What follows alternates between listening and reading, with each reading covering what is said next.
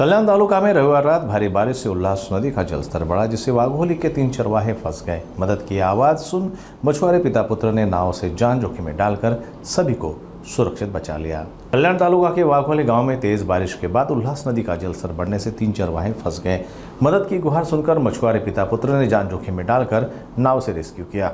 इस साहसी कार्य का वीडियो वायरल होने पर जिलाधिकारी के आदेश से तहसीलदार सचिन सेजाल ने उन्हें सम्मानित भी किया। कल्याण तालुक्यातील मोहिली गाव हे उल्हास नदीकाठी आहे। आज सकाळपासून जोरदार पाऊस सुरू होता, त्यामुळे उल्हास नदीची पाण्याची पातळी वाढली। पाण्याची पातळी वाढल्यानंतर गावामध्ये एक जे बेट आहे त्या बेटाच्या चारही बाजूनी पाण्याचा प्रवाह सुरू झाला। मोहिली आणि गाळेगाव येथील 3 लोक होते, गुराखी होते, गायकर, पाटील आणि वाघे हे त्या ठिकाणी गुरे चारण्याकरता गेलेले होते आणि अचानकपणे त्या ठिकाणी पाऊस आल्यानंतर त्यांना त्या ठिकाणी ते अडकून पडले। तर त्यावेळी केडीएमसीची जी टीम आहे ती पण तिथे तात्काळ फायरची टीम त्या ठिकाणी पोहोचली। यानंतर आम्हाला संतोष शिंगोळे यांच्याकडून आम्हाला हा मेसेज प्राप्त झाला आणि असं कळालं की त्या ठिकाणी आता ते अडकलेले आहेत।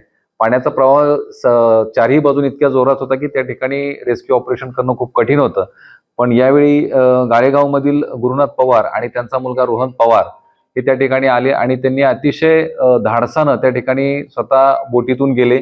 बोटीतून जाऊन त्यांनी त्या तिन्ही जे लोक होते त्यांचे सुखरूपपणे त्यांना बसवलं बोटीमध्ये आणि त्यांना पुन्हा तीरावरती आणून सोडलेलं आहे। त्या दोघांचंही प्रशासनातर्फे आम्ही अत्यंत कौतुक करतो आणि त्यांनी जी कामगिरी केलेली आहे, त्यांचा स्वतःचा जीव धोक्यात टाकून त्यांनी कामगिरी केलेली आहे, याबद्दल माननीय जिल्हाधिकारी महोदय आदरणीय अशोक शिंगारे सर यांनी सुद्धा त्यांना शुभेच्छा देण्याकरता, त्यांचं प्रशासनातर्फे आभार मानण्याकरता मला सूचना दिलेल्या आहेत आणि त्यानुसार मी त्या सुद्धा भावना त्यांच्यापर्यंत पोहोचवतो।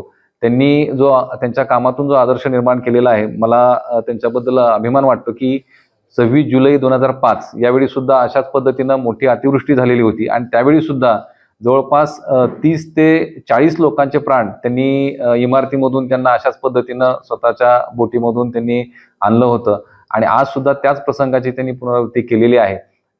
त्यांचा आम्ही मनपूर्वक आभार व्यक्त करतो आणि त्यांच्या कार्यातून इतर लोक जे आहेत त्यांनी सुद्धा प्रेरणा घ्यावी आणि अशा पद्धतीने ज्यावेळी प्रशासनाला सहकार्य लागेल त्यावेळी सहकार्य करावं अशी मी विनंती करतो।